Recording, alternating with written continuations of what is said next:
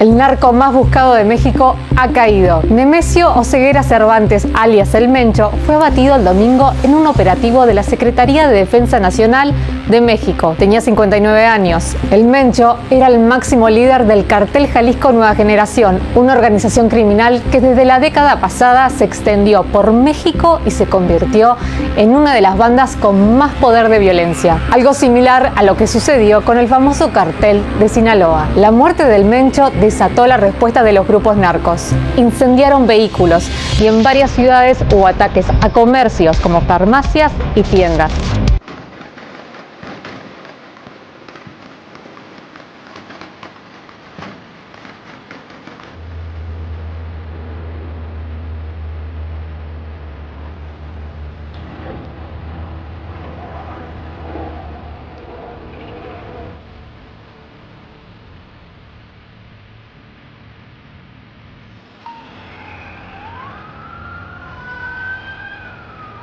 Pada Minggu pagi, 22 Februari 2026, publik dikejutkan oleh kabar tewasnya Nemesio Oseguera Cervantes, sosok yang lebih dikenal dengan julukan El Mencho, pemimpin tertinggi kartel Jalisco Nueva Generación, CJNG. Di usia 59 tahun, ia dikenal sebagai salah satu pendiri sekaligus arsitek utama ekspansi organisasi tersebut.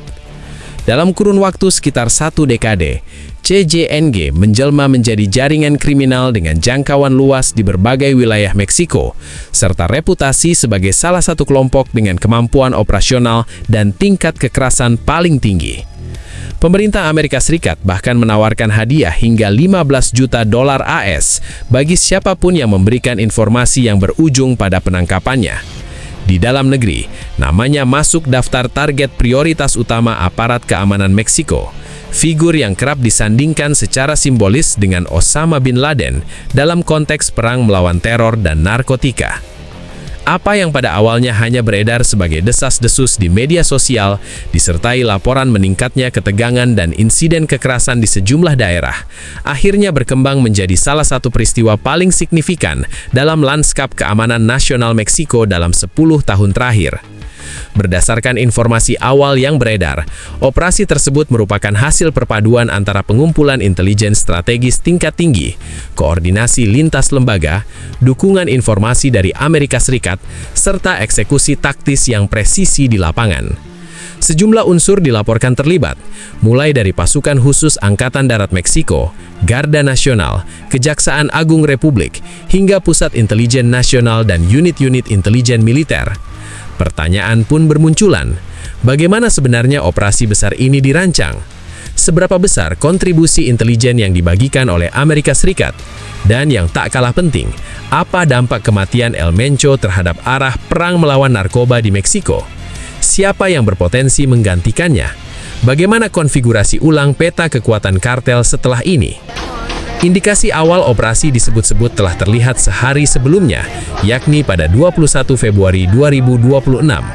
Warga di kawasan elit Tapalpa Country Club di Tapalpa melaporkan adanya aktivitas udara yang tidak lazim.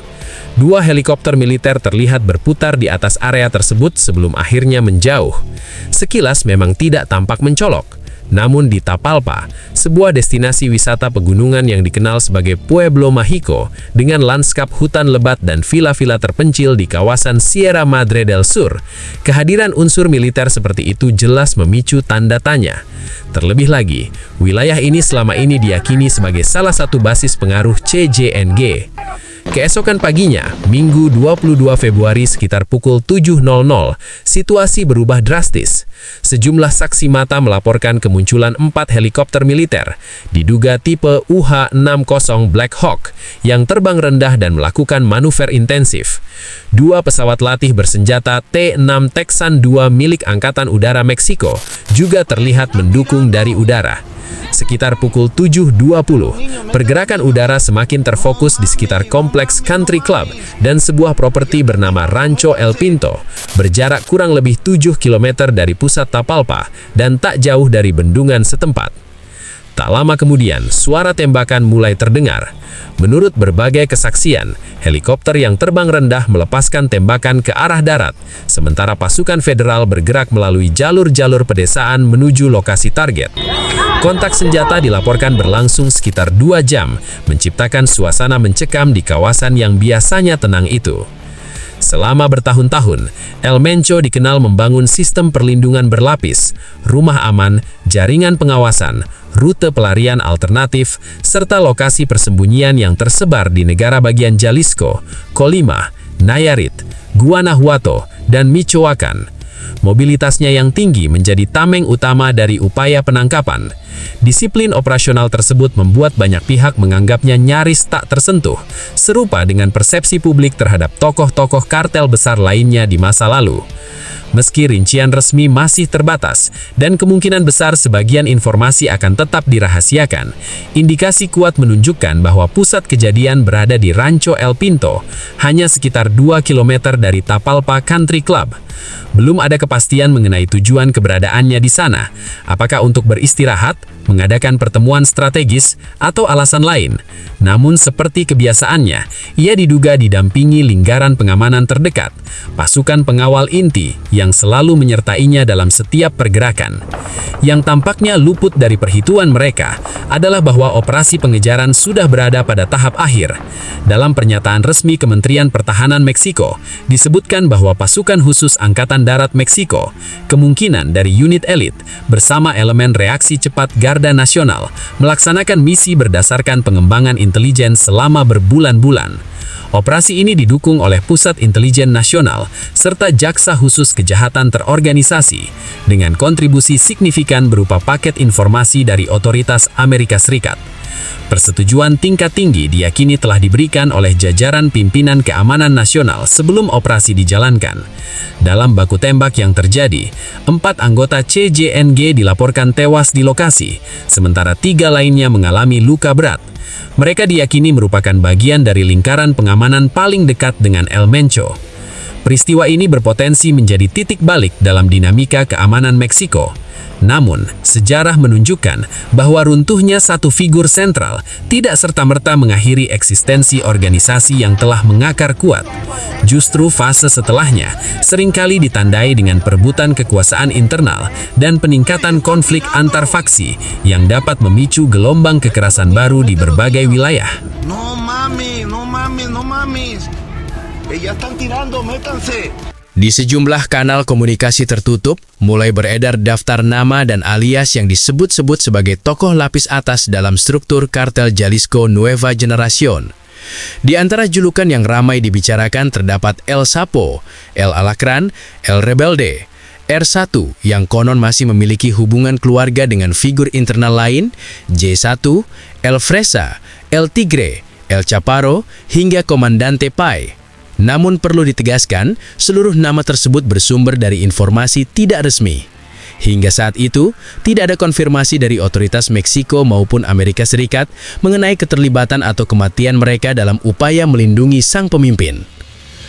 Laporan lanjutan menyebutkan bahwa di antara 3 anggota CJNG yang mengalami luka berat, terdapat Nemesio Oseguera Cervantes sendiri, dikenal juga sebagai El Señor de los Gallos, serta salah satu tangan kanannya yang paling berpengaruh, Gonzalo Mendoza Gaitan alias El Sapo, yang selama ini diidentifikasi sebagai operator dengan reputasi brutal sekaligus strategis di dalam organisasi. Dalam operasi tersebut, aparat mengamankan sejumlah kendaraan lapis baja rakitan yang kerap dijuluki monstruos atau narkotankes, peluncur roket dengan kemampuan anti lapis baja yang berpotensi mengancam pesawat terbang rendah, serta berbagai senapan serbu kaliber tinggi dan senapan mesin ringan. Meski informasi resmi masih terbatas, detail yang telah muncul cukup untuk menyusun gambaran awal mengenai skala dan intensitas pertempuran yang terjadi. Sekitar pukul 9.34 pagi waktu setempat, Gubernur Jalisco, Pablo Lemus Navarro mengonfirmasi bahwa sebuah operasi berdampak tinggi tengah berlangsung di wilayah Tapalpa. Pernyataan tersebut memperkuat dugaan publik bahwa sesuatu yang luar biasa memang sedang terjadi. Kematian El Mencho memicu reaksi cepat dari jaringan CJNG. Sejak pagi hari, laporan mengenai blokade jalan, narkoblokeos, pembakaran kendaraan, serta serangan terhadap toko dan fasilitas umum bermunculan di berbagai titik di Jalisco. Sejumlah kota menghentikan layanan transportasi publik sebagai langkah pencegahan, sementara warga diminta tetap berada di rumah demi keselamatan.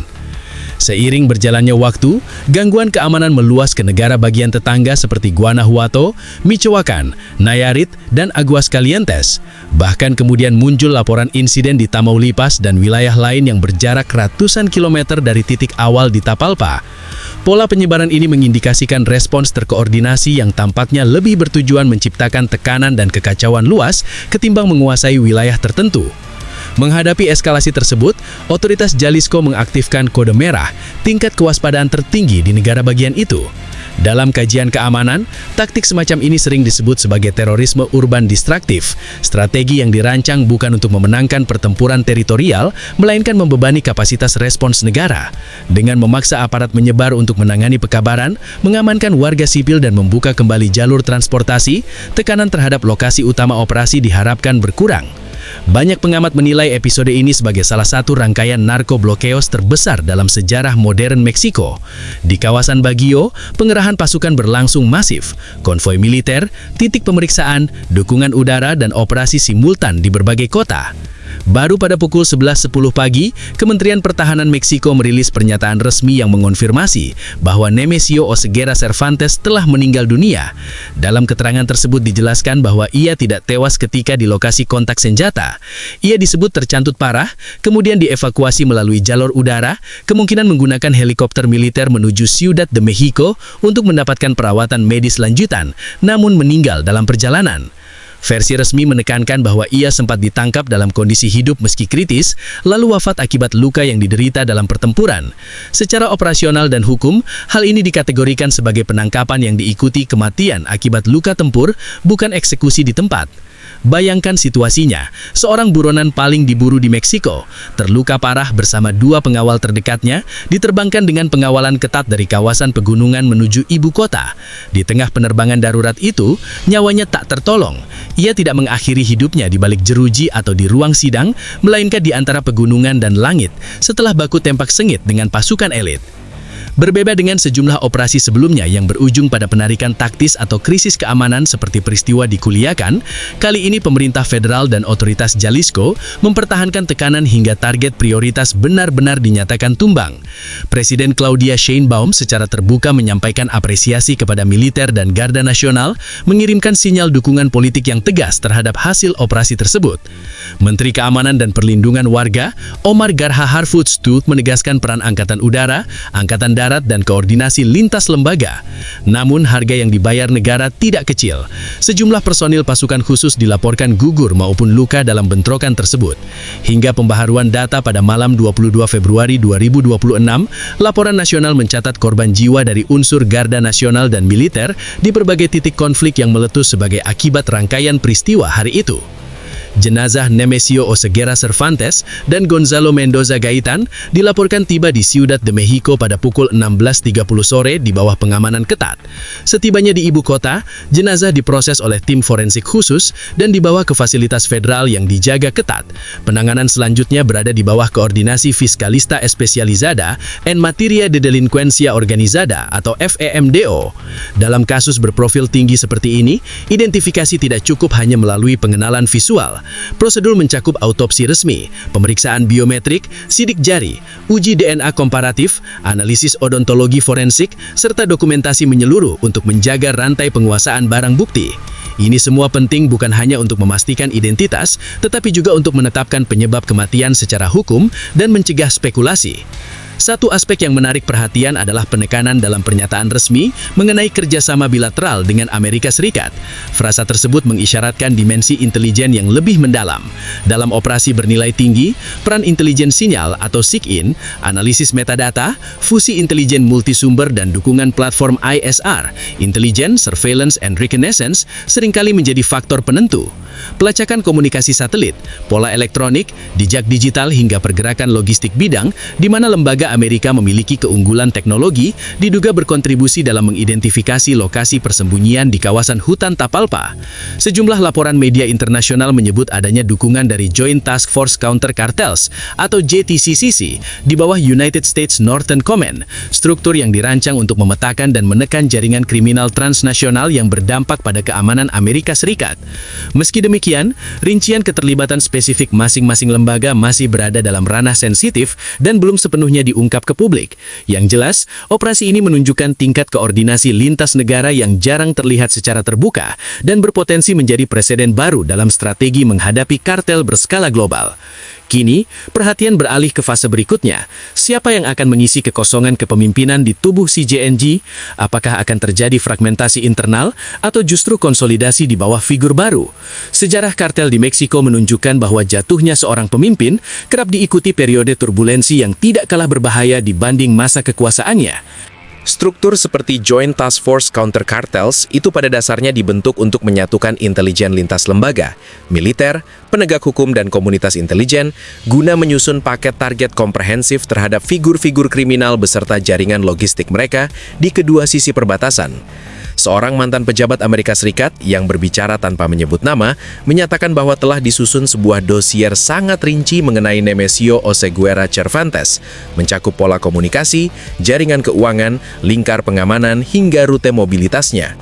Meski demikian, baik pejabat Amerika maupun sumber dari pemerintah Meksiko menekankan bahwa penyergapan di Tapalpa adalah operasi yang dirancang, dipimpin, dan dieksekusi sepenuhnya oleh otoritas Meksiko. Tidak ada personil militer Amerika Serikat yang terlibat langsung di lapangan. Tentu saja, ruang spekulasi selalu ada dalam operasi berskala besar seperti ini. Namun secara resmi, yang ditegaskan adalah bahwa dukungan sebatas pertukaran intelijen. Pada pukul 19.54 waktu setempat, juru bicara pemerintahan Donald Trump, Karoline Leavitt, menyampaikan pernyataan melalui platform X bahwa Amerika Serikat memang memberikan informasi intelijen kepada pemerintah Meksiko untuk membantu keberhasilan operasi yang berujung pada tewasnya El Mencho. Ia tidak merinci lembaga mana yang terlibat dalam produksi intelijen tersebut, maupun apakah terdapat bentuk keterlibatan lain di luar berbagi informasi. Pernyataan itu memperjelas adanya koordinasi, tetapi tetap menyisakan banyak detail di wilayah abu-abu. Kematian El Mencho bukan sekedar capaian simbolis bagi pemerintah Meksiko dan Amerika Serikat. Peristiwa ini merupakan pukulan langsung terhadap pusat gravitasi kartel Jalisco Nueva Generación yang selama ini beroperasi dengan struktur komando sangat terpusat. Berbeda dengan kartel de Sinaloa yang kini lebih menyerupai federasi faksi-faksi yang saling bersaing, CJNG tumbuh di bawah kepemimpinan vertikal yang disiplin dan terkonsentrasi pada figur tunggal. Model ini memungkinkan ekspansi cepat, kohesi internal kuat, serta proyeksi kekuatan teritorial selama lebih dari 1 dekade. Namun sentralisasi juga mengandung risiko besar. Ketika pemimpin utama tumbang, kekosongan yang tercipta bisa berubah menjadi titik retak internal. Banyak analis kini menyoroti beberapa figur yang berpotensi menjadi penerus. Pertama, Juan Carlos Valencia González, dikenal sebagai L03. Ia kerap disebut sebagai kandidat paling alami karena hubungan keluarganya dengan lingkar inti El Mencho, terlebih setelah penangkapan dan ekstradisi Ruben Oseguera González alias El Menchito yang sebelumnya lama dipandang sebagai pewaris sah. Selain faktor simbolik, L03 dikaitkan dengan kepemimpinan kelompok elit bersenjata dalam struktur CJNG. Namun legitimasi berbasis garis keluarga belum tentu cukup. Para kepala plaza senior yang memiliki kontrol wilayah dan sumber dana bisa saja menuntut konsensus yang lebih luas sebelum menerima kepemimpinannya. Kedua, Audias Flores Silva alias El Jardinero. Ia dipandang sebagai salah satu operator paling kuat secara operasional. Kelompoknya, yang menyebut diri Gente del Jardinero, diyakini mengendalikan produksi serta distribusi narkotika sintetis di koridor Pasifik, termasuk pengamanan wilayah strategis di Nayarit, sebagian Michoacán dan Jalisco. Dengan profil sebagai organisator logistik yang disiplin dan berorientasi bisnis, ia dinilai mampu menjaga stabilitas finansial dan rantai pasok kartel. Ketiga, Heraclio Guerrero Martinez, dikenal sebagai El Tio. Sosok ini disebut memiliki jejaring kuat dengan kelompok-kelompok bersenjata lokal di Michoacán dan terhubung dengan aktivitas penyelundupan bahan bakar ilegal. Pengaruhnya juga dikaitkan dengan pengawasan jalur prekursor kimia melalui pelabuhan strategis seperti Puerto de Lázaro Cárdenas dan Puerto de Manzanillo. Meski berpengaruh, ia lebih sering dipandang sebagai operator regional ketimbang figur pemimpin nasional organisasi. Salah satu putranya, yang dikenal sebagai R1, rapor tewas dalam operasi yang sama. Keempat, Ricardo Ruiz Velasco, figur komandan operasional yang sering muncul dalam video propaganda bersenjata. Ia dikenal luas karena demonstrasi tembak kartel GSNG serta keterlibatannya dalam aksi-aksi represif di wilayah metropolitan Guadalajara. Loyalitasnya terhadap keluarga El Mencho disebut sangat kuat, namun gaya kepemimpinannya yang agresif dan konfrontatif bisa menjadi pedang bermata dua apabila organisasi memilih meredakan intensitas benturan langsung dengan negara. Jatuhnya El Mencho jelas menjadi titik balik penting dalam strategi keamanan pemerintahan Presiden Claudia Sheinbaum bersama Menteri Keamanan Omar Garcia Harfuch. Meski demikian, sejarah panjang narkotika di Meksiko menunjukkan pola berulang. Struktur kriminal besar seringkali beradaptasi setelah kehilangan pemimpin puncaknya. Ibarat hidra, memotong satu kepala tidak otomatis melumpuhkan tubuhnya. Tantangan sesungguhnya bukan hanya keberhasilan operasi di pegunungan Jalisco, melainkan bagaimana negara mempertahankan kontrol teritorial, mencegah fragmentasi berdarah, serta menghindari munculnya perang antar faksi di berbagai wilayah. Jaringan keuangan, sel bersenjata, jalur logistik dan komandan lapangan CJNG masih ada, kini memasuki fase redefinisi. Minggu-minggu dan bulan-bulan ke depan akan menentukan apakah peristiwa ini menjadi awal pelemahan struktural CJNG atau justru memicu transformasi menuju model yang lebih terdesentralisasi dan mungkin lebih sulit dipetakan. Narasi ini juga menjadi pengingat akan pengorbanan anggota pasukan khusus Angkatan Darat Meksiko dan Garda Nasional yang gugur dalam tugas. Terlepas dari berbagai sudut pandang politik maupun strategis, satu hal yang tak terbantahkan adalah bahwa operasi tersebut menunjukkan kapasitas negara untuk merencanakan dan mengeksekusi misi beresiko tinggi terhadap target prioritas nasional. Sejarah akan menilai dampak jangka panjangnya. Namun pada hari itu, di pegunungan Jalisco, sebuah bab besar dalam konflik panjang melawan kartel resmi berakhir dan bab barunya baru saja dimulai.